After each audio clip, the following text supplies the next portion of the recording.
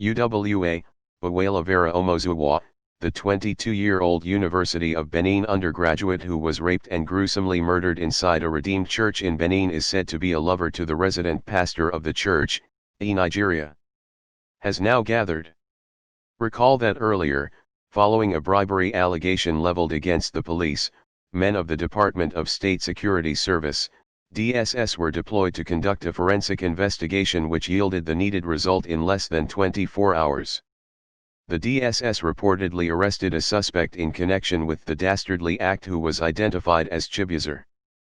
The assailant, in company of others still at large, were said to have accosted the deceased while she was reading inside the church, raped and murdered her with a fire extinguisher from which a fingerprint was discovered. Meanwhile, a new dimension has now unfolded in the 22-year-old Uwela Vera story. According to Ao Adamokoya, a journalist who disclosed a new twist to the story few hours ago, Bawa was allegedly pregnant for the RCCG pastor and refused to abort the baby. In an attempt to cover his tracks, the pastor was said to have paid Chibuzer the sum of $1.5 million alongside a promise to enable him with a travel visa, before COVID-19 disrupted their plans. The pastor made arrangement for them to meet at their usual hangout spot, which is the church, and the pastor set her up. He paid some hoodlums $1.5 million and told them where to meet the girl.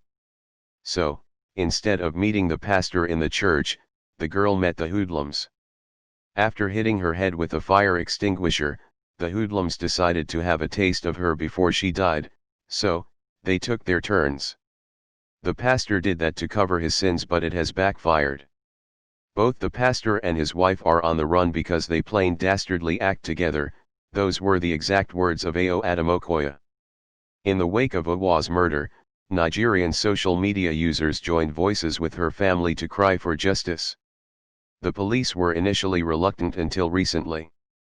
More details soon.